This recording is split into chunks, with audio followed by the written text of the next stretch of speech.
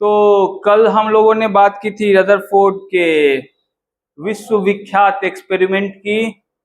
आज हम लोग उस एक्सपेरिमेंट के बेसिस पे जो मॉडल पेश किया रदरफोर्ड ने, जो बहुत ही इम्प्रूविंग मॉडल था उस समय का, उसके बारे में क्या करेंगे? चर्चा करेंगे। क्या करेंगे? चर्चा करेंगे।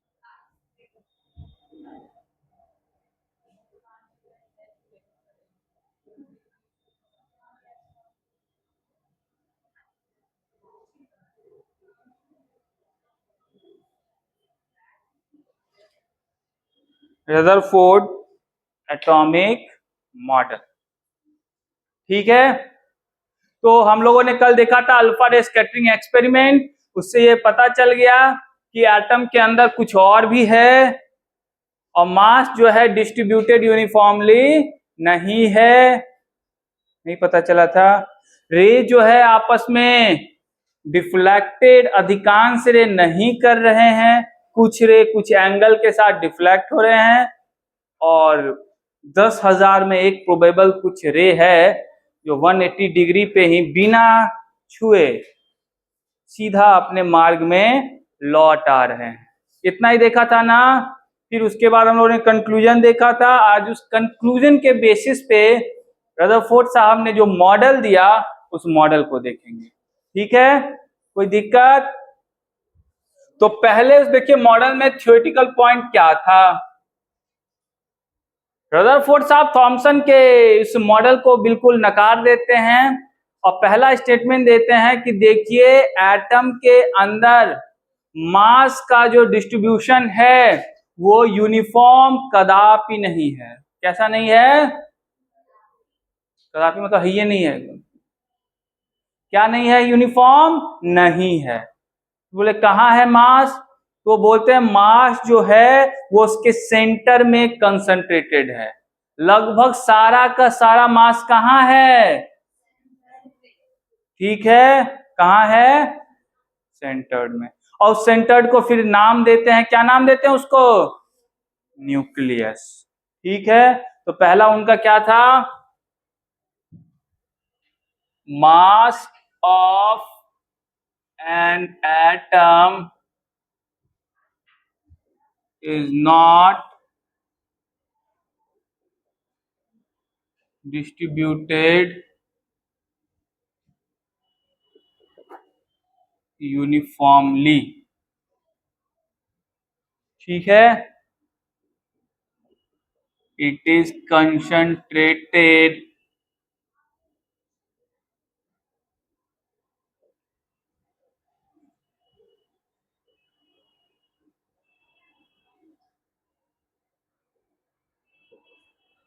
ठीक, known as nucleus of the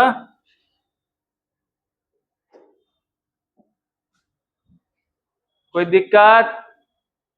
कोई दिक्कत नहीं। दूसरी बात वो कहते हैं अपने एक्सपेरिमेंट के आधार पे ही, ऐसे तो कुछ नहीं कह रहे हैं, ठीक है। वो जो न्यूक्लियस है वो एक चार्ज रीजन है, बेसिकली वो न्यूट्रल रीजन नहीं है, आप भी जानते हैं। और उस चार्ज रीजन में किस तरह की प्रॉपर्टी आपको शो होती है? कैसा चार्ज है उसके पास? पॉजिटिव चार्ज है। तो वो न्यूक्लियस कैसा है? बेसिकली आपको एक पॉजिटिव चार्ज को कंटेन करता है। इसका मतलब प्रोटॉन कहाँ पे है? न्यूक्लियस के पास, ठीक है।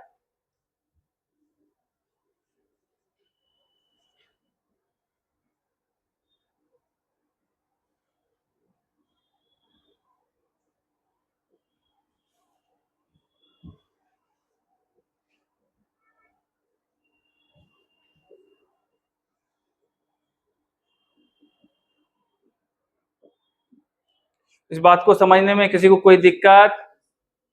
कोई दिक्कत नहीं, अच्छी बात है। हम लोगों ने कल ही देख लिया था। प्रोटॉन कहाँ दिखेगा आपको? न्यूक्लियस के अंदर, ठीक। फिर एक और बात कहते हैं, वो न्यूक्लियस और साइज ऑफ द न्यूक्लियस और साइज ऑफ द एटम के बीच भी लगभग वो एक रेशियो फाइंड कर लेते हैं। क्या करते हैं? Size of the atom and size of the nucleus का रेशियो भी उनको पता कर लेते हैं। आप लोगों को पता है कि न्यूक्लियस एटम के रिस्पेक्ट में कितना कम कितना कम कितना कम छोटा है? नहीं पता है ना? नहीं पता है ना? पता कर लीजिए। आप समझ लीजिए, आप यहाँ एक गेंद रखे। कौन सा गेंद? क्रिकेट वाला रख लेते हैं। क्रिकेट वाला गेंद रख लिए, इतना सा होगा। इस पॉइंट से 100 किलोमीटर रेडियस बना लीजिए। बना लिए? क्रॉस हो गया, गंगा गंगा क्रॉस हो गया। कहाँ तक पहुंच गए? जहानाबाद पार हो गया था? हाँ, पार हो जाएगा। नहीं हो जाएगा जी? 100 किलोमीटर रेडियस इस पॉइंट से तुमको दिशा का ज्ञान नहीं है? कहीं तुम लोग घूमे? अभी तुम लोग घूमे नहीं हो जाएगा। 100 किलोमीटर बहुत बड़ा दूरी होता है। किसका घर यहाँ से 100 किलोमीटर दूरी के है? हाँ, समझ जाओ। इस पॉइंट से 100 किलोमीटर का एक बना दो सर्कल और बॉल। बॉल हो गया न्यूक्लियस, वो हो गया एटम, बस इतना ही है। अब इससे ज्यादा मैं क्या कहूँ? कितना बड़ा है ना न्यूक्लियस, है ना? बहुत बड़ा न्यूक्लियस। छोटा है? कितना बड़ा है? 100 किलोमीटर में बॉल। विशु तो ऐसे ही ढूंढ लेगा क्या जी? तो यहां से हम लोग एक और टर्म लिख सकते हैं कि radius of nucleus and radius of atom, ये लगभग ये रेशियो मेंटेन रहेगी। समझिए बातों को? बहुत छोटा है। मतलब न्यूक्लियस आप ऐसा समझ सकते हैं कि एक हाईली मैसिव कंसंट्रेटेड रीजन जिसका साइज एटम के रिस्पेक्ट में क्या है? कुछ नहीं है। क्या है जी? हाँ, समझ गए? न्यूक्लियस वैसा ही है, लेकिन सारा का सारा मास कौन रखा हुआ है? न्यूक्लियस। कोई दिक्कत? किसी को इस बात में कोई दिक्कत नहीं ना? ठीक है, इसके बाद का देखते हैं हम लोग।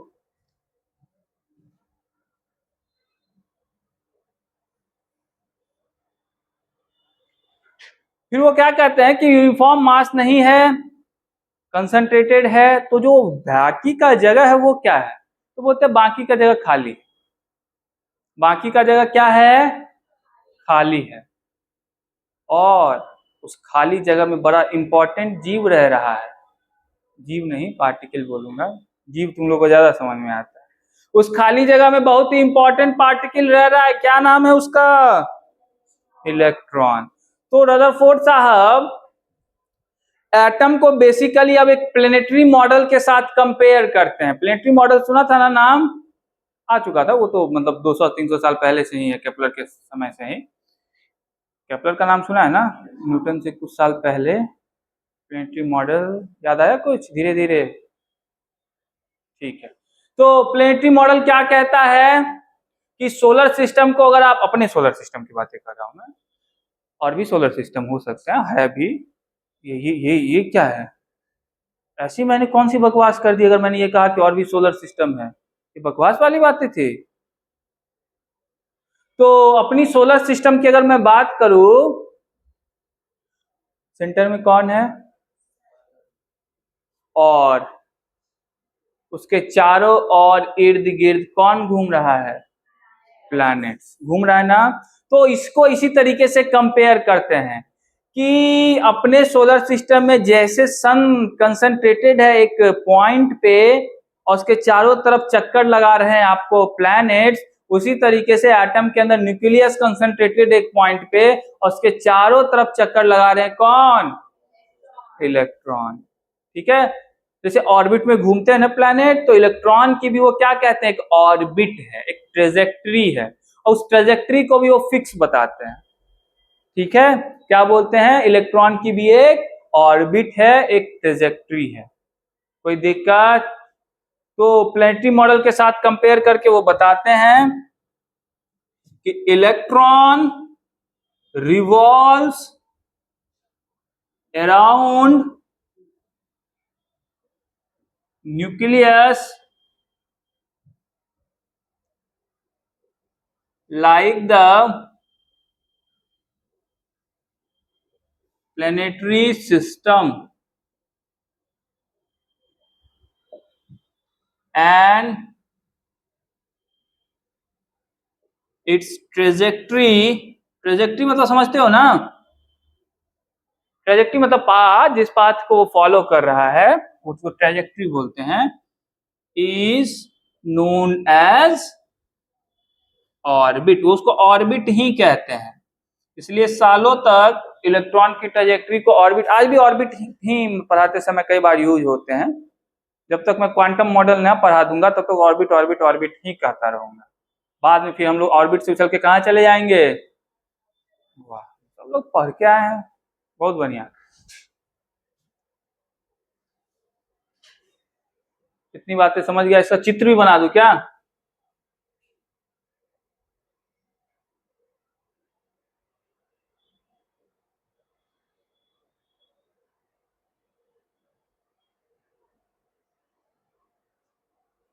ये रहा आपको फर्स्ट ऑर्बिट, ये रहा सेकेंड, और ये रहा थर्ड। क्या ऐसे ही घूम रहे होंगे। चलिए अब आगे हम लोग बढ़ते हैं। और क्या कहते हैं रदरफोर्ड साहब, और इस मॉडल में क्या हो सकता है।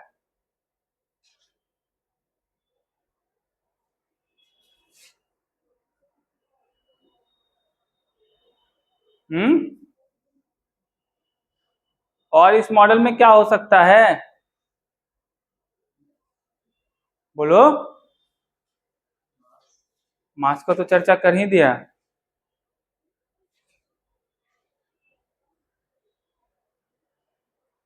देखिए एक और बहुत ही खास बात कहते हैं रदरफोर्ड साहब कि अगर आप इलेक्ट्रॉन के पाथ को देखें तो वो एक फिक्स पाथ में मूव करता है। कौन से पाथ में मूव करता है, फिक्स पाथ में, जिसको आप लोग ऑर्बिट कहते हैं।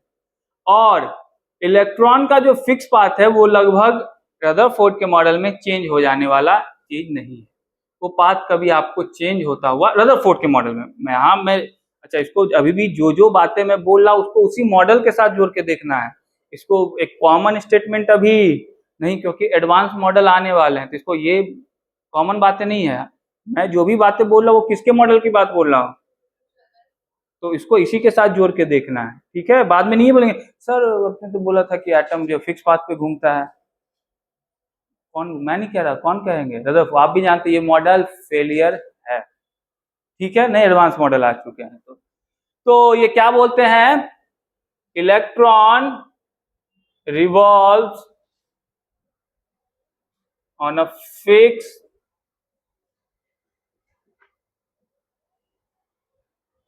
पाथ। समझ गए बातों को।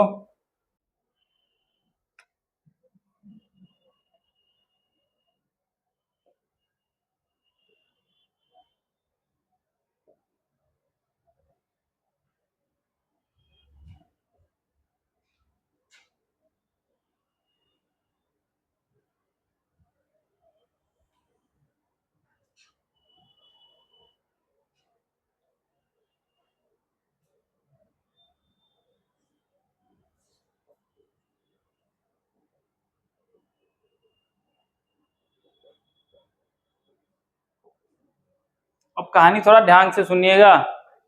कहानी कैसे सुनेंगे अब, ध्यान से। इससे पहले नहीं सुन रहे थे क्या, ध्यान से नहीं सुन रहे थे क्या, ध्यान से इससे पहले। बोला भी नहीं जा रहा है, उसे कोई पानी वानी दो उसको यार। बाप रे बाप। देखिए स्टेबिलिटी ऑफ एटम, सब कुछ तो सही है, लेकिन इनकी जो थ्योरी थी वो एटम के स्टेबिलिटी को ही एक्सप्लेन नहीं कर पा रहे थे। बोले ये कैसे बातें कर रहे हैं आप, ठीक तो है, अच्छा खासा तो मिटा दिया मैंने, अच्छा खासा तो एटम दिख रहा था, इलेक्ट्रॉन घूम रहा है, न्यूक्लियस पड़ा हुआ है, अट्रैक्शन चल रहा है दोनों के बीच, क्या दिक्कत है। हाँ बैलेंस फोर्स ऑफ अट्रैक्शन के कारण, और उस ट्रेजेक्टरी में घूम रहा है बेचारा, सब कुछ तो सही है, स्टेबिलिटी तो है ही। क्या दिक्कत है फिर, क्यों जबरदस्ती अपना टांग दे रहे हैं उसमें आप, यही बोलेंगे आप लोग। लेकिन ऐसा नहीं था। हुआ क्या, इससे पहले एक बहुत ही फेमस साइंटिस्ट है फिजिक्स के, उनका नाम है मैक्सवेल। वो वाले नहीं जो आजकल लाल रंग के जर्सी पहनता इंडिया आता है, करता धरता कुछ नहीं है, उसकी बात मैं नहीं कर रहा हूं। उनकी काम रहा इलेक्ट्रोडायनेमिक्स में। इलेक्ट्रोडायनेमिक्स बेसिकली फिजिक्स का एक ब्रांच है, ब्रांच में उनका बहुत बहुत बहुत बड़ा नाम है मैक्सवेल। मैक्सवेल छोटे मोटे साइंटिस्ट नहीं, बहुत नाम है, बड़े नाम है, ठीक है। मैक्सवेल साहब की एक थ्योरी आती है, इससे पहले ही आ चुकी है, इस एक्सपेरिमेंट से पहले ही आ चुकी है, जहां तक मुझे लगता है, हाँ आ चुकी थी। मैक्सवेल साहब की थ्योरी है कि अगर किसी चार्ज, ध्यान से सुनना, अगर किसी चार्ज पार्टिकल को, अगर किसी चार्ज पार्टिकल को किसी एक्सटर्नल इलेक्ट्रिक फील्ड में एक्सेलरेशन दोगे, किसी, ध्यान से, अगर किसी चार्ज पार्टिकल को एक्सटर्नल इलेक्ट्रिक फील्ड में एक्सेलरेशन दोगे तो उस चार्ज पार्टिकल क्या करेगा, एनर्जी लॉस करेगा लगातार, और उससे रेडिएशन बाहर आएगा। ये बेसिक लॉ है इलेक्ट्रोमैग्नेटिक वेव का, जो मैक्सवेल साहब ने दी थी, ठीक है। कोई दिक्कत? अब इसको थोड़ा ध्यान से, ये बातें जो मैंने अभी कही, ये बहुत सारे लोगों को भी समझ में नहीं आई होगी, नहीं आई होगी ना, आएगी नहीं। जो अभी जो मैं कहूंगा उसको सिर्फ मान लेना, कहा कि अभी तुम 11th में पढ़ने ही आए हो, ठीक है। अभी जो मैं कहूंगा उसको क्या करोगे, अब मैं इलेक्ट्रोडायनेमिक्स तो पढ़ाऊंगा नहीं अभी, सी बात है। अभी देखो इसकी थ्योरी क्या कहती है, ये एक चार्ज रीजन, ये एक चार्ज पार्टिकल, दोनों चार्ज चार्ज, ठीक है।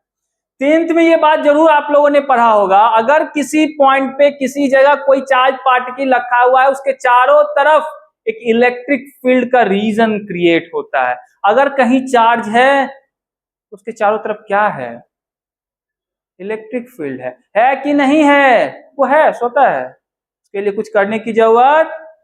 तो इस न्यूक्लियस के भी चारों तरफ एटम के अंदर में एक इलेक्ट्रिक फील्ड का रीजन है भी, जिसके कारण ही उसमें फोर्स लगा।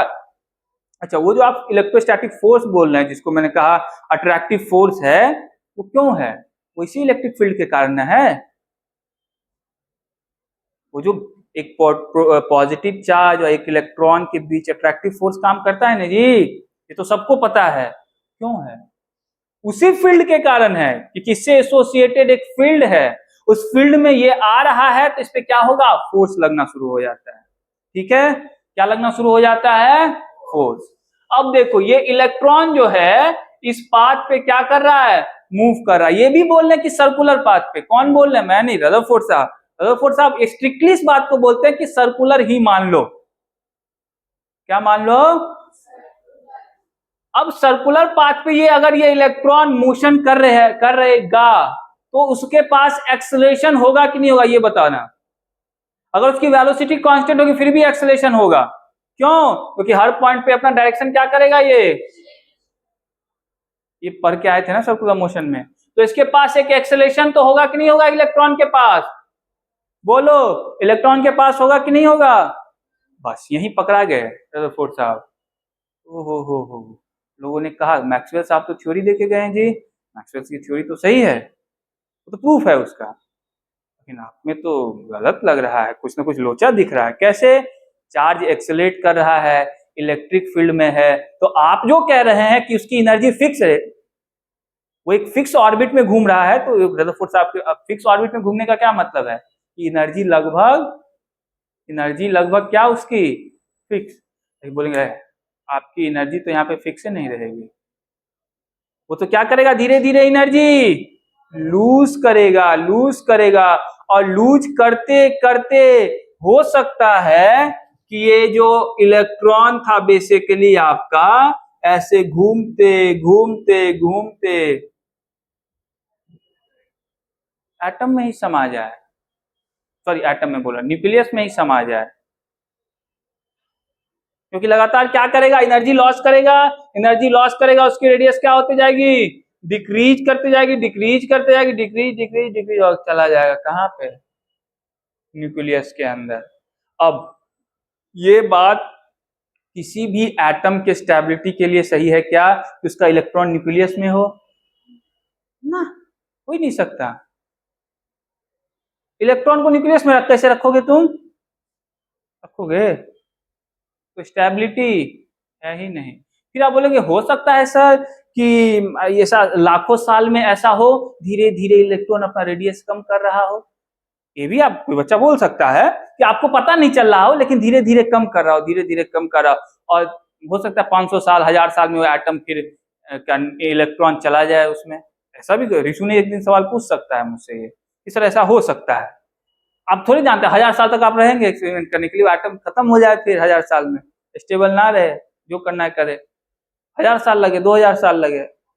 बोल सकता है कोई धीरे धीरे अपना रेडियस चेंज करे। क्यों गीतांजलि, एक प्रश्न भी आया तो तुम्हें उसका भी उपाय है। एक्सपेरिमेंटली उन्होंने ये नॉट एक्सपेरिमेंटली, थ्योरेटिकली कैलकुलेशन करके उन्होंने ये देख लिया और पता चला कितना वो टाइम पीरियड कितना था जिसमें एटम न्यूक्लियस इलेक्ट्रॉन मर्ज कर जा रहा है एक दूसरे के साथ, नैनो सेकेंड के ऑर्डर का। नैनो सेकेंड फील नहीं आया? 10⁻⁻⁹ लगा लो, मतलब एटम बना ही नहीं, बर्बाद हो गया, मतलब बनने से पहले ही बर्बाद हो गया। समझ गए? कोई दिक्कत? तो ये स्टेबिलिटी कहां से नहीं आ पा रही है, किसकी थ्योरी से? मैक्सवेल की इलेक्ट्रोडायनेमिक्स की थ्योरी से। वो थ्योरी क्या है समझ गए? विशु क्या थी थ्योरी, बोलो तो एक बार। भूल जाओगे थ्योरी, इसलिए मैं आप इस बात पे जोर देता हूं। अच्छा, मेरी बात तो तुम हल्के में ले लेते हो, यही दिक्कत है, हल्के मत। मैं जब ऐसे ऐसे टक टक करूं तो उस पर ध्यान से समझना कि उस पॉइंट में कुछ है। मैं जब भी जोर से बोलूं समझ आना कि उस पर कुछ है।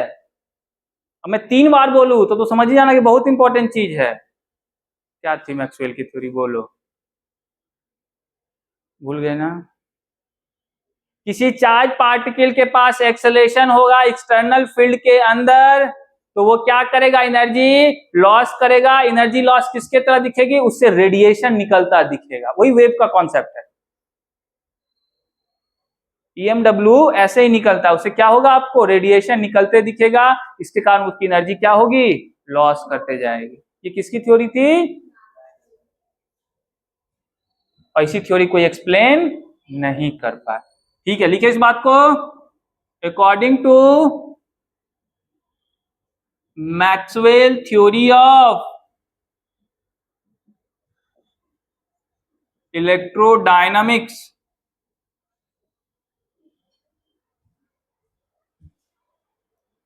if a charged particle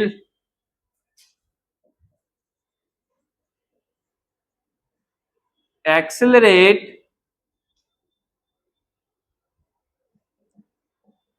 in the region of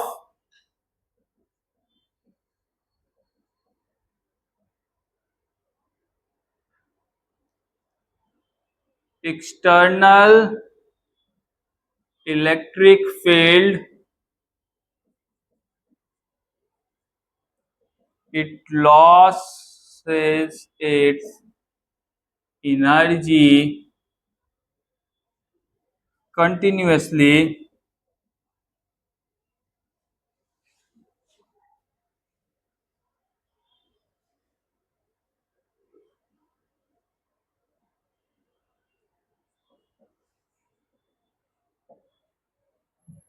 ठीक है, due to which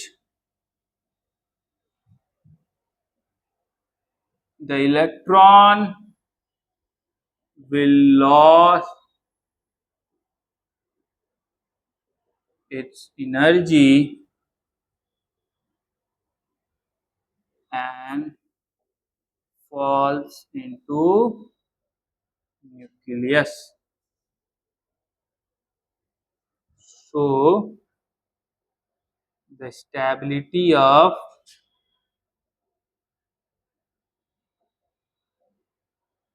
Rutherford model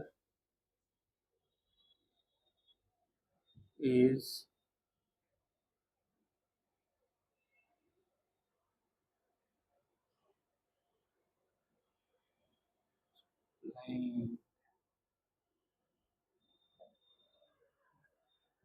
समझ गए बातों को। इसकी स्टेबिलिटी इसीलिए क्या थी उस समय तक, अनएक्सप्लेन्ड। कोई दिक्कत, कोई दिक्कत नहीं।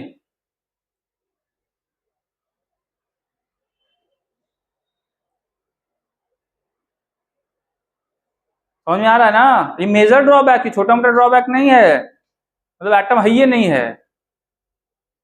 अभी मैंने बताया ना कि नैनो सेकेंड में बन गया, खत्म हो गया, मेजर ड्रॉबैक है नहीं है जी। अब तुमको सारी सुविधाएं दे दी जाए, सब कुछ दे दिया, तुम्हारे एग्जिस्टेंस पे ही सवाल उठा दिया जाए, ले तो ड्रॉबैक, बहुत बड़ा ड्रॉबैक है। तुमको सारी सुविधाएं दे, तुमको भेज जाओ यूएस, जाओ पूरा मौज मस्ती करो, और यूएस में तुमको बोला जाए हु आर यू। एक और ड्रॉबैक क्या नजर आ गई, अभी मैं पढ़ाऊंगा उसके बारे में, स्पेक्ट्रम के बारे में। हाइड्रोजन का नाम सुना है ना, क्या बोला, हाइड्रोजन एटम का स्पेक्ट्रम। स्पेक्ट्रम क्या होता है मैं बताऊंगा, आगे क्लासेस में पढ़ाना है मुझे। स्पेक्ट्रम ऐसा समझ लो, फोटोकॉपी ऑफ एटम, जीरोक्स या फिंगरप्रिंट, उसी को हम लोग स्पेक्ट्रम बोलते हैं। अगर आपको किसी एटम का पूरी जानकारी लेनी है, जैसे होता है ना कि तुम्हें बस अंगूठा दिया, आजकल वही वाला खेल है, अंगूठा दिया तुम्हारा सारा काला गोरा जितना चिट्ठा है खुल जाता है, नहीं खुल जाता है जी। उसी तरह एटम का स्पेक्ट्रम ले लिया, सारा काला गोरा जितना चिट्ठा छुपाए हुए है एटम अपने अंदर सब खुल जाता है, किससे, स्पेक्ट्रम। इसीलिए स्पेक्ट्रम को हम लोग फिंगरप्रिंट भी बोलते हैं। किसका, मेरा लेके क्या करोगे, मैं तो एमआरआई करवाओगे, यही होगा नहीं जी, और क्या। हाँ, अकाउंट में, कौन सा अकाउंट, तुम अकाउंट पे कहाँ चले जाते हो, फिजिक्स, ये साइंस वाले होते हैं, अकाउंट से क्या मतलब है जी, पैसा पैसा से तुमको क्या मतलब है।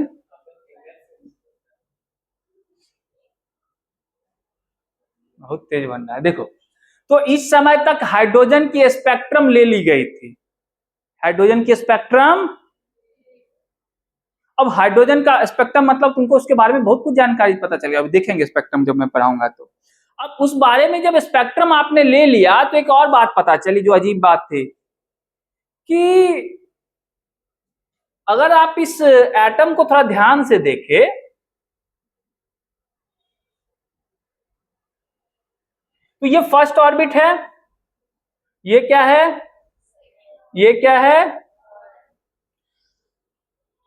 अब रदरफोर्ड मॉडल इस बात को तो कहता है कि फर्स्ट ऑर्बिट में वो घूम रहा है, अच्छी बात है, घूमना भी चाहिए, और उसकी एक एनर्जी भी है। क्या है, एनर्जी भी है। भले ही वो मैक्सवेल थ्योरी से वो गलत साबित हो, लेकिन खुद तो कुछ मान ही रहे थे ना कि उसकी एक एनर्जी है। फर्स्ट ऑर्बिट में जो इलेक्ट्रॉन घूम रहा है उसकी एक एनर्जी है, होनी चाहिए। सेकेंड ऑर्बिट में जो इलेक्ट्रॉन घूम रहा है उसकी भी एक क्या होनी चाहिए, एनर्जी होनी चाहिए। थर्ड में जो घूम रहा है उसकी भी एनर्जी होनी चाहिए। लेकिन जैसे ही स्पेक्ट्रम लिया गया ना, क्या पता चला पता है, कि सेकेंड और फर्स्ट के बीच में भी एक लेवल है, सेकेंड और थर्ड के बीच में भी कुछ लेवल्स है।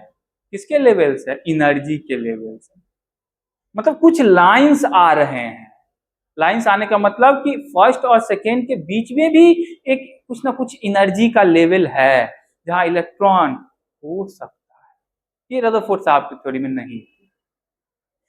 थर्ड एंड सेकेंड के बीच में भी कुछ एनर्जी के क्या है, मैं उसको एनर्जी लेवल कह रहा हूं, लेकिन आप ऐसा समझ लीजिए कि ऑर्बिट ही है, अगर रदरफोर्ड के शब्दों में कहा जाए तो।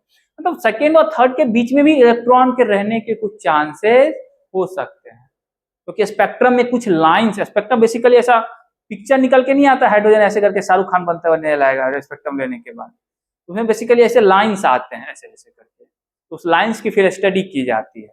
तो उसमें कुछ देखा गया कि फर्स्ट और सेकंड के बीच में कुछ लाइंस नहीं आने चाहिए थे रदरफोर्ड के अकॉर्डिंग, लेकिन आए। इसका क्या मतलब था कि कोई ना कोई एनर्जी का रीजन फर्स्ट और सेकंड, जो जिसको ये रदरफोर्ड साहब एक्सप्लेन नहीं कर, वो भी एक ड्रॉबैक है। ये बहुत भारी ड्रॉबैक था। इसको फिर आगे जाके बोर्स, और बोर्स के बाद फिर क्वांटम मॉडल ने इसको सही कर दिया। ठीक है।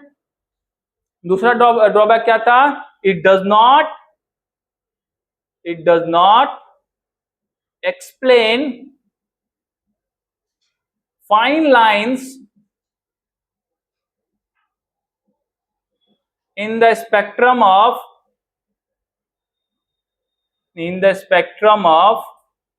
हाइड्रोजन। कोई दिक्कत? हाइड्रोजन एटम में जो फाइन लाइंस दिख रही थी उसके बारे में ये कोई इनके पास कोई उत्तर नहीं, तो वहां तक सोचे ही नहीं थे। लेकिन वो तो है, वो तो प्रैक्टिकल एक्सपेरिमेंटल प्रूफ है ना, तो होगा ही। ठीक है। तो ये मेजर ड्रॉबैक रहे किनकी? रदरफोर्ड की, जिनके कारण इनकी थ्योरी आगे नहीं बढ़। बट इनकी थ्योरी में बहुत सारी पहली बार नई चीजें जानकारी मिले, जिसके बेसिस पे नई थ्योरी दी गई, और इन्हीं के लिए इनको सम्मान किया गया। किससे? नोबेल से। और फिर इन्हीं के साथ बैठते थे इनके चेला साहब बोर्ड, मैंने बताया था ये बात ना। फिर बोर्ड ने बोला गुरुजी अब आप बूढ़े हो गए, रिटायर ले लीजिए, अब नया मॉडल दूंगा, आपकी थ्योरी को मैं थोड़ा सा सही करूंगा। फिर नया मॉडल कौन देते हैं? बोर्स। तो बोर्स की जो मॉडल थी वो इनसे थोड़े एडवांस मॉडल, थोड़ी अच्छी खासी एडवांस मॉडल आ गए, लेकिन बोर्स की थ्योरी में भी ड्रॉबैक रह गए। फिर उसके बाद नया मॉडल आया था, कौन? क्वांटम का मॉडल। लेकिन क्वांटम का मॉडल कोई एक आदमी का मॉडल ना होकर के पूरा का पूरा ब्रांच ऑफ फिजिक्स का उसमें क्या है? ज्ञान लगाया गया। ज्ञान समझ रहे हो ना? तो सबसे पहले हम लोग उस मॉडल को, अब बोर्स के मॉडल को पढ़ने से पहले थोड़ा सा डेवलपमेंट ऑफ क्वांटम मैकेनिक्स और थोड़ा सा लाइट, थोड़ा सा मैटर, इन्हीं चीजों के बारे में देख थोड़ा सा। ठीक है। कोई दिक्कत? तो थोड़ा वो डेवलपमेंट पढ़ लेंगे क्वांटम मैकेनिक्स का, उसके बाद फिर बोर्ड्स पढ़ेंगे, उसके बाद क्वांटम मॉडल। ठीक, समझ रहे हो जी? और इस डेवलपमेंट में पहले वेव का एस्पेक्ट देख लेंगे, फिर किसका एस्पेक्ट देखेंगे? मैटर का एस्पेक्ट देखेंगे। आइंस्टीन की वो फेमस थ्योरी भी आ जाएगी, कौन सी वाली? हाँ, जोर से बोल। हाँ, ड्यूअल नेचर ऑफ लाइट। ये आइंस्टीन की थ्योरी नहीं, ये थ्योरी आइंस्टीन की नहीं, आइंस्टीन की थ्योरी फोटो इलेक्ट्रिक इफेक्ट पे काम की, ये तो पहले से ही लोगों को पता था। ठीक है। कोई दिक्कत? पहले इसको लिखिए, तो हम लोग कुछ बेसिक बातें आज कर लेते हैं।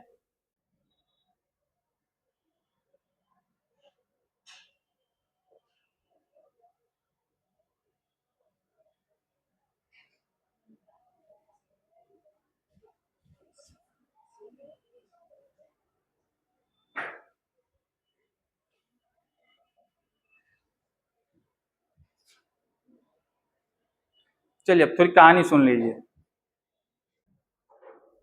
अब नया मॉडल पढ़ने से पहले कुछ एस्पेक्ट्स को हम लोग देख लेते हैं, जान लेते हैं। कहानी कुछ ऐसी है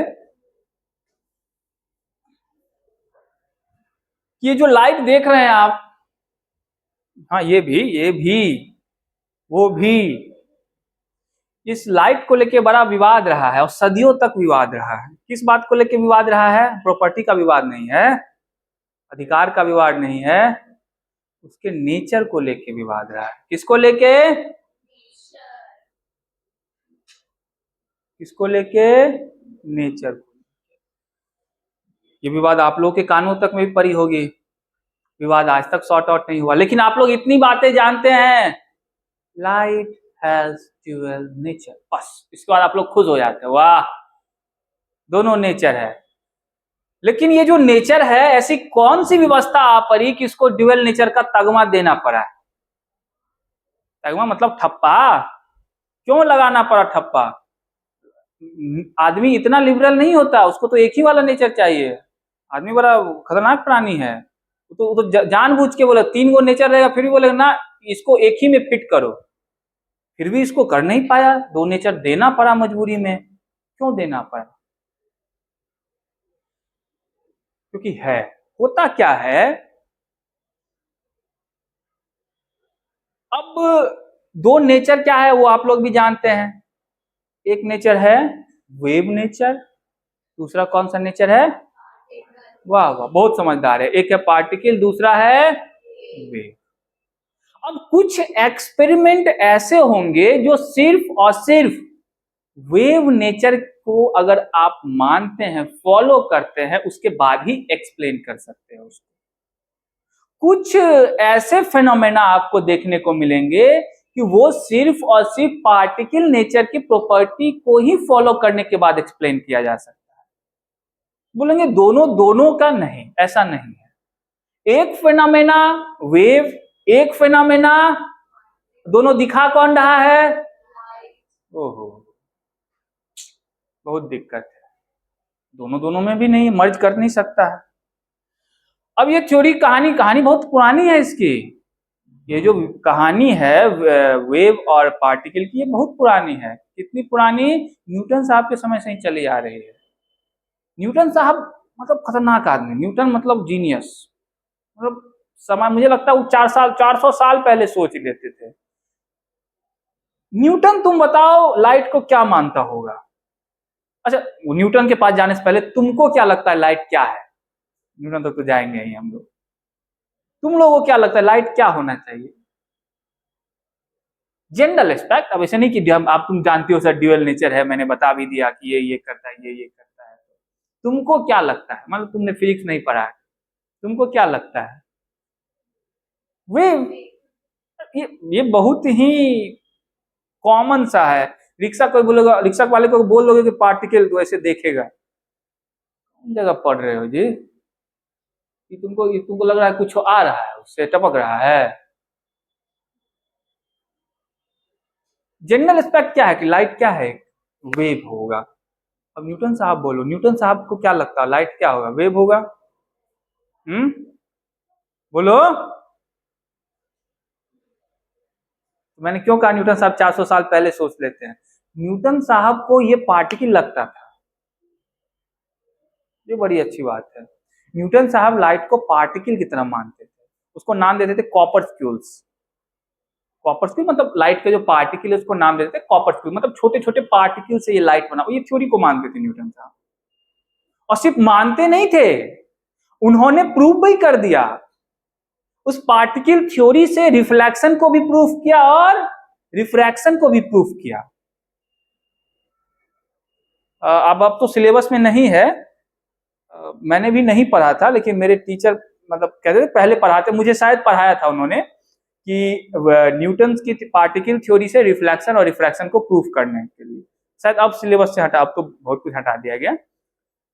न्यूटन इतने क्रांतिकारी व्यक्ति थे, मतलब वो 16वीं सेंचुरी में सोचो, वो सोच रहे हैं, तो 17वीं में, 17th सेंचुरी में वो सोच रहे हैं कि लाइट क्या है? पार्टिकल है। और उसके बाद वो अपनी थ्योरी भी देते हैं, प्रूव भी करके बता देते हैं ये ऐसे ऐसे है। किसको? रिफ्लेक्शन को और रिफ्रैक्शन को। समझ रहे हो? उस समय तो और भी ज्ञान के साधन नहीं थे, लेकिन वो कौन है? न्यूटन है। इसे तो जीनियस कहा जाता है, ऐसे थोड़े कहा जाता है। तो हम लोग कहानी को थोड़ा और आगे बढ़ाते हैं। न्यूटन की ये थ्योरी थी कि रिफ्लेक्शन और रिफ्रैक्शन को मैं प्रूफ कर देता हूं, किससे? पार्टिकल मॉडल से। पूरी दुनिया में ये लगभग 100-150 साल तक चली कि लाइट जो है पार्टिकल है। अच्छा, लोगों को इस बात में बहुत ज्यादा विवाद भी नहीं करना था, तो उन लोगों ने न्यूटन की थ्योरी को मान लेते, ठीक है लाइट ये पार्टिकल है। लेकिन उसी के साइमल्टेनियसली एक और थ्योरी चलने लगी कि लाइट पार्टिकल नहीं भी है। कैसे? मैं लिखते हुए बताता हूं। तो मैंने आपको बताया कि ये कितने नेचर के हो सकते हैं लाइट? एक कौन सा और दूसरा कौन सा? पार्टिकल। कोई दिक्कत? अब वेव से कौन कौन सी थ्योरी एक्सप्लेन की जा सकती है? पहले देखो, रिफ्लेक्शन, रिफ्रैक्शन, ये सब आप पढ़ के आए ना? आपने जो पढ़ा था वहां कहीं पार्टिकल का नाम लिया गया था क्या 10th में? वो सारी थ्योरी किससे बेस्ड थी? बहुत बढ़िया। डिफ्रैक्शन ये नहीं पढ़ा, ये 12th में पढ़ोगे। इंटरफेरेंस नाम सुना इन दोनों का? बहुत इंपॉर्टेंट फेनोमेना है। ये सारी की सारी थ्योरी किससे एक्सप्लेन की जा सकती है? कोई दिक्कत? तो शुरुआती समय में लोग इस बात को मानते थे लाइट एक वेव है, फिर न्यूटन साहब आते हैं, न्यूटन साहब क्या कहते हैं कि नहीं भाई तो पार्टिकल है, और सिर्फ बोलते ही नहीं है, इन दोनों थ्योरी को प्रूव भी कर देते हैं। लेकिन इन दो थ्योरी को बारे में कोई एक्सप्लेनेशन नहीं दे। ठीक है, अच्छी बात है, सब काम वही कर देंगे तो और लोग क्या करेंगे? नहीं। फिर समय बदलता है और वेव नेचर का कॉन्सेप्ट डेवलप होने लगता है, जहां से इलेक्ट्रोमैग्नेटिक वेव की थ्योरीज शुरू होने लगी। और उस फील्ड के सबसे महान क्रांतिकारी साइंटिस्ट हुए कौन? इसका मैंने अभी भी नाम लिया था, कौन? मैक्सवेल। और भी बहुत बड़े बड़े लोग थे उस फील्ड में काम करने वाले। तो न्यूटन्स के बाद ये दुनिया में चलने लगी कि पार्टिकल, फिर पार्टिकल के बाद हवा बही कि नहीं वेव का है, कि फिर वहां पे वेव का इलेक्ट्रोमैग्नेटिक वेव की डिस्कवरी हो चुकी थी। इलेक्ट्रोमैग्नेटिक वेव के कॉन्सेप्ट आने के बाद लाइट के फेनोमेना को सब वेव की तरह देखने लगे। क्या देखने लगे? वेव के। फिर लगभग 50, मुझे लगता है 70-80 सालों तक कम से कम लोग इस बात को भूल ही गए। लोग इस बात को भूल ही गए कि लाइट क्या है? पार्टिकल है। लोग ये मानने लगे लाइट क्या है? अब वेव है। फिर पैदा होता है कौन? ये थ्योरी बहुत समय तक चली। फिर डेवलपमेंट होता है क्वांटम मैकेनिक्स। किसका डेवलपमेंट होता है? और उससे पहले, क्वांटम मैकेनिक्स के डेवलपमेंट से पहले कुछ ऐसे फेनोमेना देखने को मिल जाते हैं जो वेव से एक्सप्लेन ही नहीं किया जाता। जैसे एक है ब्लैक बॉडी रेडिएशन, दूसरा है फोटो इलेक्ट्रिक इफेक्ट। इन दोनों फेनोमेना को, इन दोनों प्रोसेस को आप एक्सप्लेन कर ही नहीं सकते वेव से। ये लगभग 50-100 सालों के बाद आया। 70 साल तो हो ही गया, 100 तो नहीं हुए थे, 50-100 के बीच में आया। तो फिर लोगों की आंखें खुली कि अरे ये कैसी बातें हैं, ये तो एक्सप्लेन ही नहीं की जा सकती। फिर लोग बोलते हैं कि अच्छा अब क्या करें, फिर से इसको पार्टिकल मान ले, फिर से पार्टिकल मान ले। पहले पार्टिकल, पहले वेव, फिर पार्टिकल, फिर वेव, फिर पार्टिकल। अब क्या करें? तो बोलता देखो देखो, अब उतने तुम बुद्धिमान हो गए हो, लाइट ना ही वेव है ना ही पार्टिकल है, एक ही साथ दोनों कर्तव्य दिखा रहा है। तो लाइट वेव भी है और जहां जो जरूरत है मान लो। ठीक है, जैसे रीशु अभी यहाँ शरीफ बन के बैठा, शराफ दिखाते रहता है, बाहर निकला इसके दोस्त देखना तुम कैसे कैसे। हाँ, तो जहां जो जरूरत पड़ता है वो ऐसा कर लेता है। उस तरह लाइट भी है। इन चारों में कैसा दिखाएगा कि मैं तो वेव हूं, बहुत तगड़ा वाला। और जरा सा उसी लाइट को इस एक्सपेरिमेंट में ले आओ, ब्लैक बॉडी रेडिएशन में,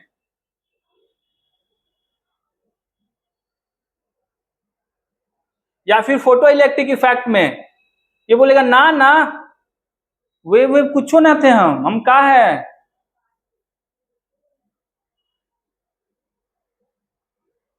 इसीलिए लाइट को हम लोग क्या नाम देते हैं? भाई तू ड्यूअल नहीं रहा, दोनों कैरेक्टर्स होता है। कोई दिक्कत? कोई दिक्कत नहीं ना? तो हम लोग पहले वेव का थोड़ा सा बेसिक कैरेक्टरिस्टिक देख लेंगे, उसके बाद किसका कैरेक्टरिस्टिक देखेंगे? पार्टिकल का। इतनी बात समझ में आ गई? पहले किसका कैरेक्टरिस्टिक देखेंगे? वेव का। फिर किसका कैरेक्टरिस्टिक देखेंगे? इस पे तो काफी काम, मतलब क्लासेज लगेंगे। वेव का, बेसिक वेव की जो बातें हैं वो थोड़ा सा समझ लेते हैं। क्यों? तो किसका जरूरत पड़ने वाला है आगे। कोई दिक्कत? बेसिक बातें हम लोग वेव का समझ लेते हैं। इतनी बातें समझ गए, इसमें किसी को दिक्कत नहीं है। हम लोग थोड़ा सा बेसिक देख लेते हैं किसके बारे में? वेव नेचर के बारे में।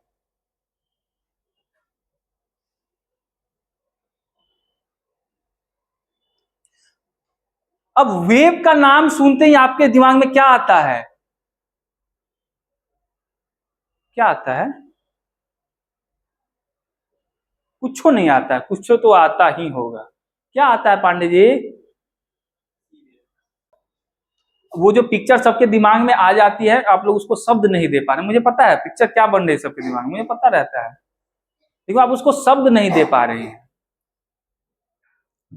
जैसे ही कोई वेव कहता है आपके दिमाग में एक कर्व जैसा बनता है, बना ना, एक ऑसिलेटरी कर्व जो अपने आप को रिपीट कर रहा है, रिपीट कर रहा है, रिपीट करते जा रहा है, कहां तक? अनंत काल तक। ऐसा ही कुछ बनता है ना? नहीं बना ना, यही बनता है, एक कर्व जो अपने आप को क्या करता है?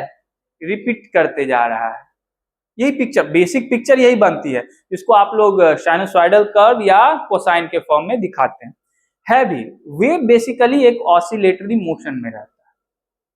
ठीक है, वेव क्या करते रहता है? लगातार ऑसिलेशन करते रहता है, अगर उसका देखा जाए तो उसका जो एक रिप्रेजेंटेशन करते हैं हम लोग, इसीलिए एक रिप्रेजेंटेशन भी हम लोग क्या करते हैं, उसको एक कर्व के फॉर्म में रिप्रेजेंटेशन करते हैं। क्यों? क्योंकि हम लोग बताना चाहते हैं कि वेव क्या कर रहा है? लगातार ऑसिलेट कर रहा है, नहीं कर रहा है?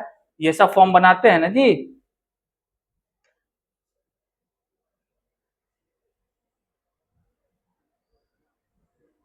ऐसा फॉर्म बनाते हैं ना।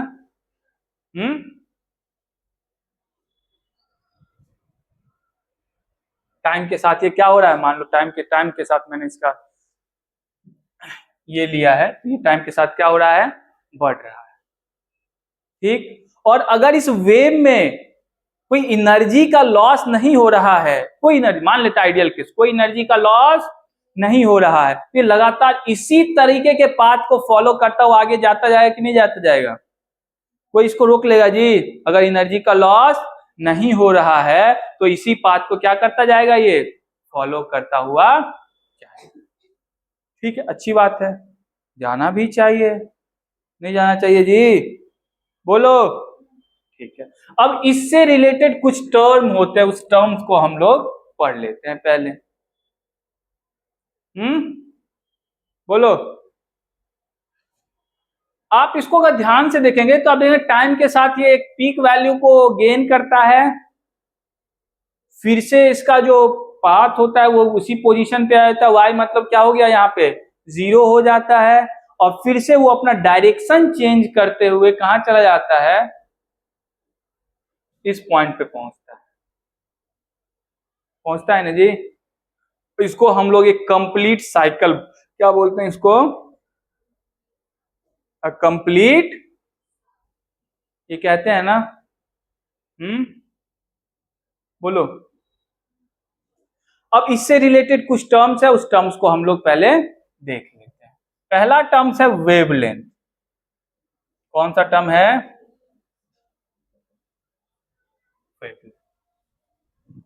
ये वेवलेंथ क्या होता है? पहले भी आप लोग, ऐसा नहीं कि ये तो नई बातें हैं, पहले से भी जानते हैं। अब इसको देखो, पॉजिटिव वाई एक्सिस में इस पॉइंट को हम लोग एक नाम देते हैं, ये नाम देते थे, याद आए देखो तो, क्रेस्ट, ट्रफ, ये नाम देते थे। Okay,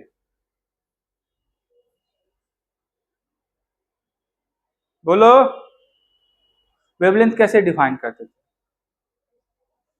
the distance between successive crest और ट्रफ, एंड नहीं, और ट्रफ, दो successive crest, this and this and के बीच का जो डिस्टेंस होगा उसी को क्या बोलेंगे?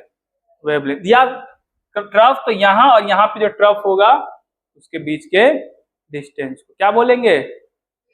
वेवलेंथ। या ऐसे भी कह सकते हैं, एक कंप्लीट साइकिल, एक कंप्लीट साइकिल बनाने में वेव के डायरेक्शन में जो डिस्प्लेसमेंट हुआ है, दैट इज द वेवलेंथ।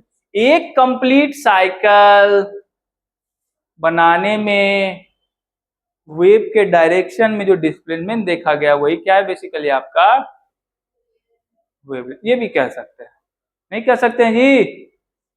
बोलो। कह सकते हैं ना? तो वेवलेंथ, अगर इस वेव का वेवलेंथ देखा जाए तो इसको ऐसे कह सकते हैं ना कि ये इसका क्या होगा? वेवलेंथ होगा। होगा कि नहीं होगा? ये वेवलेंथ होगा ना? और ये भी दोनों क्या होगा? वेवलेंथ ही होगा, और ये दोनों समान ही होगा कि नहीं होगा? अगर ये एक नॉन डिसिपिएटिव वेव को रिप्रेजेंट, नॉन डिसिपिएटिव मतलब एनर्जी लॉस नहीं कर रहा है, तो ये डिस्टेंस जितना होगा उतना ये होगा, इतना ही ये भी होगा कि नहीं होगा? वेवलेंथ तो कांस्टेंट ही रहेंगे ना, फिर ऐसे वैरी करता रहेगा। कोई दिक्कत? तो वेवलेंथ कैसे डिफाइन करोगे? The distance between two successive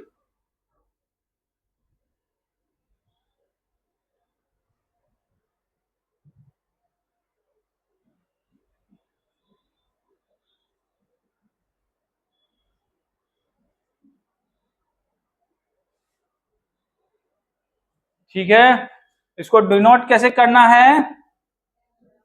lambda से। कैसे? ठीक है, अब वेव लेंथ है तो वेव लेंथ का यूनिट भी क्या होगा? अरे लेंथ है तो लेंथ का यूनिट क्या होता है? इसका वेव सेम चीज है ना, वेव लेंथ, लेंथ सोचने वाली कौन सी बात है?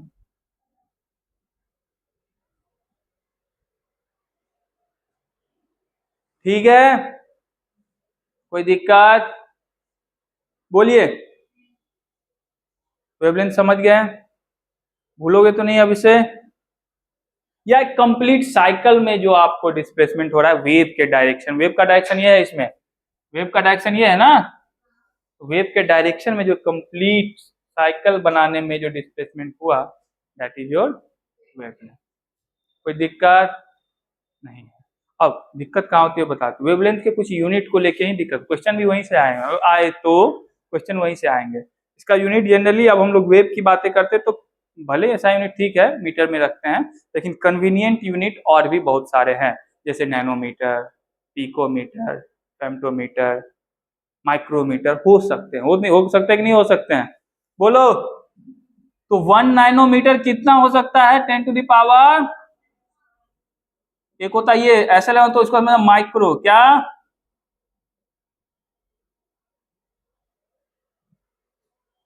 कोई दिक्कत? पीको, और एक और है एंगस्ट्रम, ये खूब यूज होगा, ये यूनिट है, इसको आप लोग जनरली याद रखिएगा। ठीक है, एंगस्ट्रम 10⁻⁻10 मीटर। वेवलेंथ को हम लोग देखते हैं, इसके बाद एक और बहुत ही इंपॉर्टेंट कैरेक्टरिस्टिक है वेव का। ये वेव का क्या है? कैरेक्टरिस्टिक, अभी जो पॉइंट मैं बताने जाऊंगा ये सब वेव का क्या है? कैरेक्टरिस्टिक। कैरेक्टरिस्टिक का मतलब आप लोग समझते हैं भली भांति से ना। मैं जैसे ही बोलूंगा वेव, तो आप सबसे पहले सब what is the wave length, what is the frequency, what is it's amplitude, what is it's wave number, यही सब पूछेंगे ना, क्योंकि फिजिकल क्वांटिटी में जो कैरेक्टरिस्टिक चीजें हैं उस एस्पेक्ट की, उसी के टर्म में बातें की जाती है। तो वेव मैं जैसे ही बोलूंगा तो वेव का मतलब क्या? उसकी कैरेक्टरिस्टिक ही ना होगी। मैं बातें करूंगा आपका, तो आप क्या है? आप क्या है? कुछ नहीं है, आप जस्ट एक कैरेक्टरिस्टिक का एक डिब्बा है, ठिकाना है, शरीर है, जो कहना है कर लीजिए, और क्या है आप? अब वैसे तो मैं आपको जानता ही नहीं, हु आर यू? ऐसे ही दो चार हाथ पैर वाले घूम रहे हैं सड़क पे। आप बेसिकली कैरेक्टरिस्टिक का ठिकाना है, जिसको मैं बोलता हूं कि हाँ ये इसके पास है, तो दैट इज दैट बॉय। क्या नाम है आपका? उत्कर्ष पांडे। ओके, यही ना होगा जी। इसी तरह वेव पे जैसे ही मैं बोलूंगा उसका सेंस क्या होगा, इसका कैरेक्टरिस्टिक क्या है। अब उसकी कैरेक्टरिस्टिक बताता कौन है? वेवलेंथ, एम्पलीट्यूड, फ्रीक्वेंसी, यही सब जिसके टर्म में उसको हम लोग एक्सप्रेस कर सकते हैं। तो ये सब जो बेसिक टर्म है वो उसकी क्या है? कैरेक्टरिस्टिक बताए। अच्छा एक मिनट, छोटी सी मिस्टेक यहाँ हो गई है कि यहाँ पे जो वेव का रिप्रेजेंटेशन है मैंने वो टाइम के रिस्पेक्ट में कर रखा था और डिफाइन वेवलेंथ किया था, उसको थोड़ा एक्स लिखना। जब टाइम के रिस्पेक्ट में करूंगा तो वहां फ्रीक्वेंसी डिफाइन करूंगा। रिप्रेजेंटेशन दोनों के रिस्पेक्ट में हो सकता है, डिस्प्लेसमेंट के रिस्पेक्ट में भी और टाइम के रिस्पेक्ट में सेम रिप्रेजेंटेशन हो सकता है। क्या है वो कैरेक्टरिस्टिक? इसकी वेलोसिटी को देख लेते, उसके बाद अगला देख क्या है? वेलोसिटी। वेलोसिटी ऑफ वेव क्या होता है? वेलोसिटी जैसे डिफाइन होता है, यूनिट सेकेंड में, 1 सेकेंड में जितना डिस्टेंस ट्रेवल किया जाएगा वेव के द्वारा, दैट इज इट्स वेलोसिटी। कोई दिक्कत?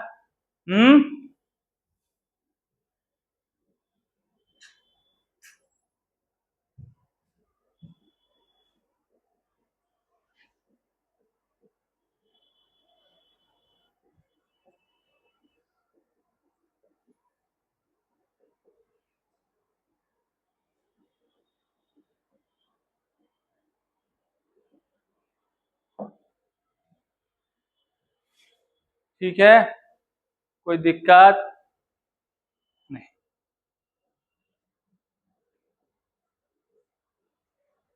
एक और टर्म है इसकी, इसको जनरली वी से डिनोट करेंगे।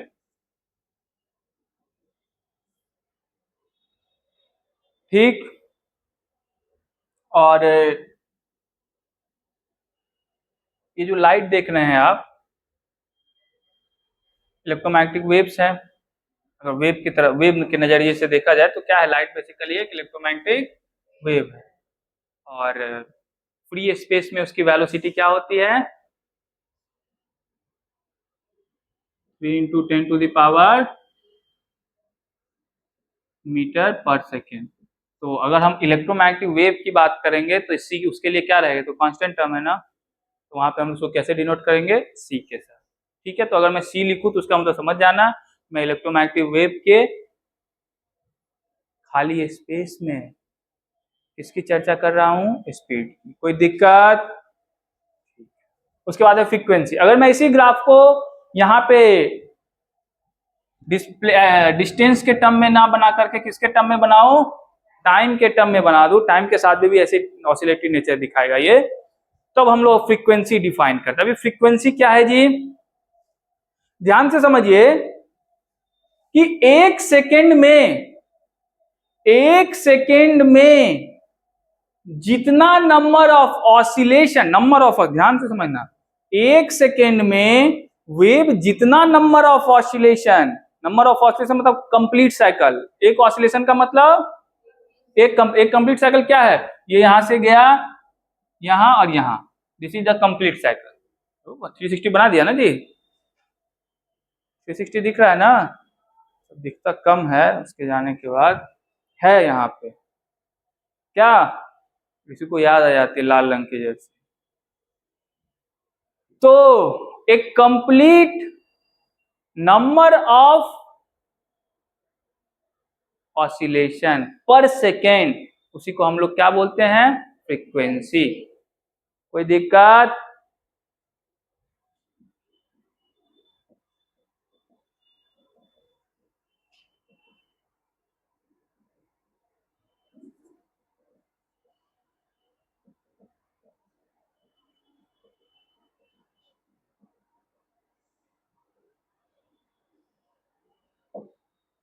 इसको डिनोट कैसे करेंगे? म्यू से। कैसे? ठीक है, अच्छा इसका यूनिट क्या होता है जी?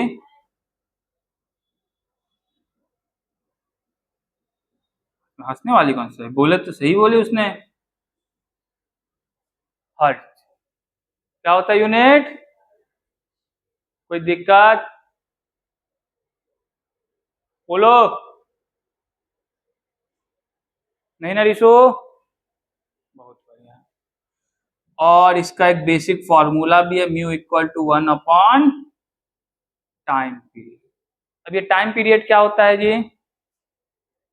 टी क्या है यहाँ पे बताऊंगा, अगले टर्म यही बता देता हूँ। टी क्या है आपको? Time period. Time time period कुछ खास बात नहीं है। क्या नहीं है?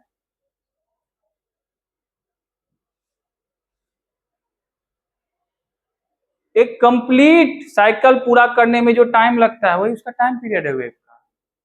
कोई खास बात है जी?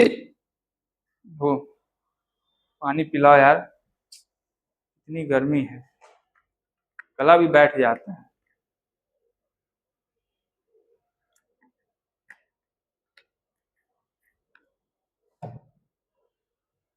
तो टाइम पीरियड कैसे डिफाइन करेंगे? The time taken by a wave to complete a cycle, भाई उसका क्या कहलाता है? Time period. तो फ्रीक्वेंसी कैसे निकालेंगे? 1 upon time period. Time period से डिवाइड कर दोगे, क्या निकल जाएगा तुमको? याद रखना, बहुत इंपॉर्टेंट है। इसको मिटा दो क्या? हाँ वाह, ये मिटा दे।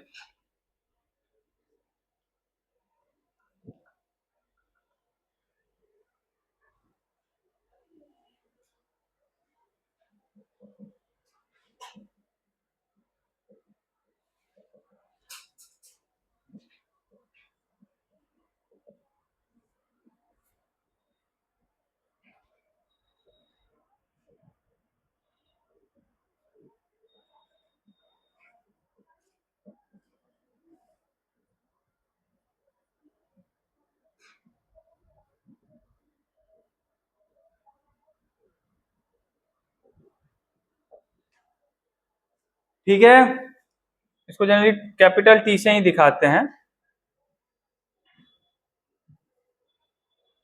एक और टर्म यहां से बच जाता है, टर्म तो ऐसे दो है। एक टर्म है एम्पलीट्यूड।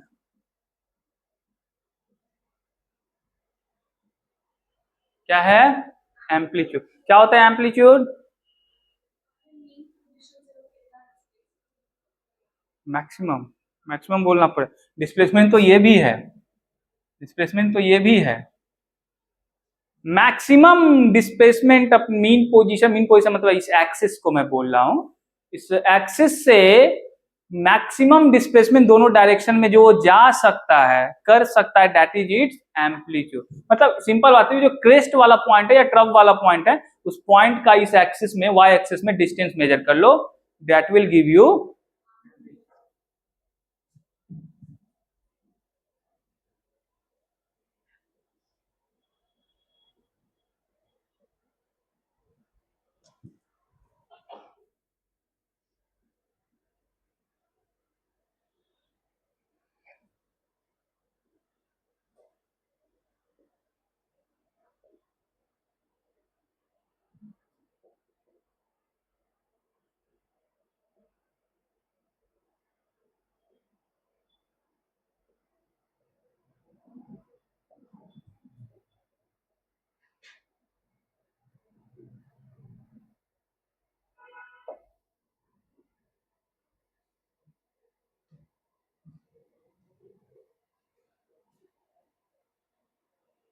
कोई दिक्कत? ये जो होगा इसका क्या कहलाएगा? एम्पलीट्यूड। तो ये भी बेसिकली एक डिस्टेंस है, तो इसका भी यूनिट जो होगा आपको उसी के टर्म में देखने को मिलेगा। ठीक है, एक और छोटा सा ये लिख लिया क्या? लिखो लिखो जल्दी लिखो। एक टर्म है जिसकी चर्चा अक्सर इस चैप्टर में होगी, वो टर्म है वेव नंबर। वेव नंबर ये कुछ नहीं है, it's a reciprocal of wavelength, उसी को हम लोग क्या बोलते हैं? Wave number.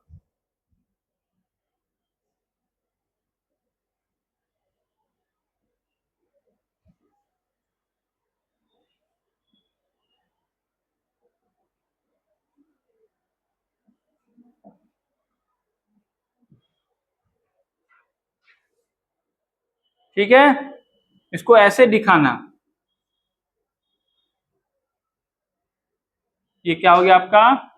Wave number. Wave number equal to 1 upon,